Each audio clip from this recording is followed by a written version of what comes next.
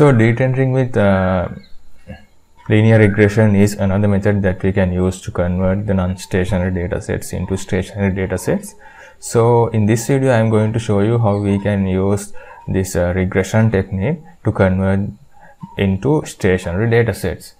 So even though this is not something very much popular method of converting dataset, this method can also use for the stationary dataset implementation. So in this method we are going to use the residuals of the time series dataset in order to represent the particular time series. So for that you will need these datasets in order to carry out this particular technique. And as usual I have set my work directory to the dataset available, and for this example I am going to use a stock dataset that are online. So when you download this particular dataset, it will come as a data frame. For an example, if you see the structure of this particular stock variable,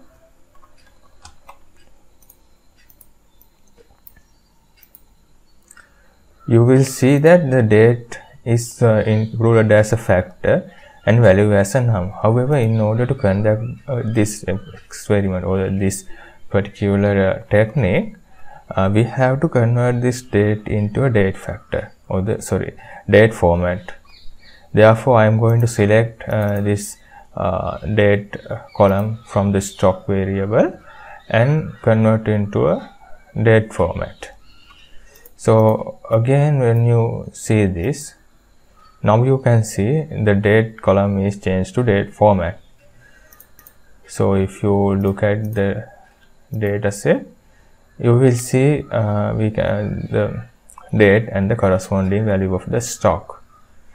So in order to make it more comprehensible, I will change the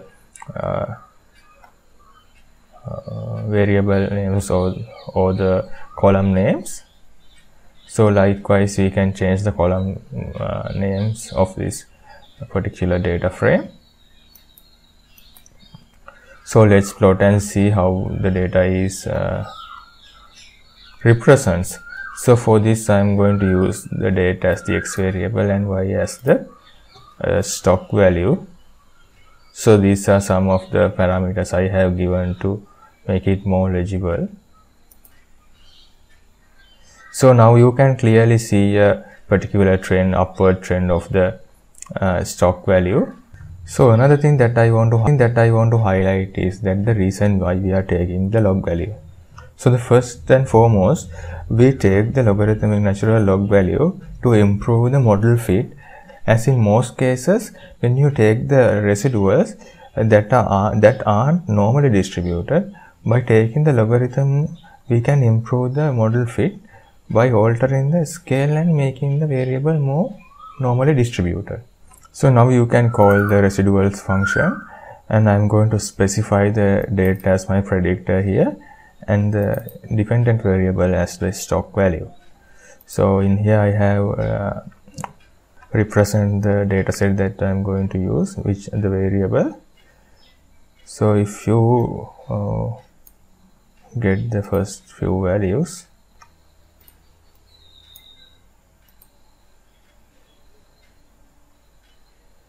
so now you can see the residuals have been calculated in here.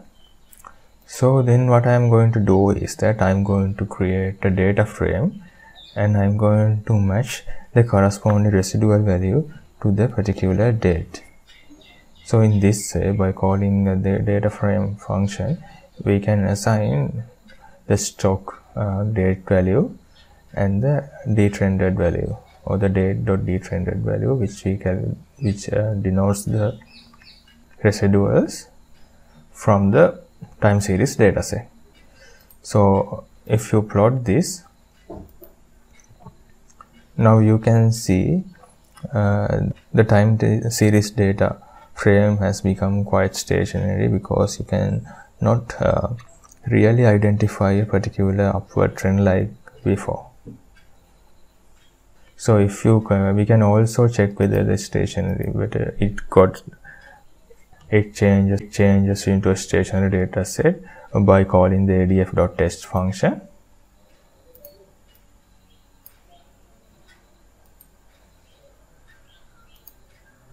So there is a small error. So the reason is that I have used the dat here. Instead of that, we have used this variable. So in this case, however, we can see the p-value is increased more than 0.05, which indicates the dataset is still non-stationary, even though we try to take the residuals and convert into a stationary dataset. So the reason may be that these types of dataset may not will not be ideal to convert into stationary datasets with linear regression model.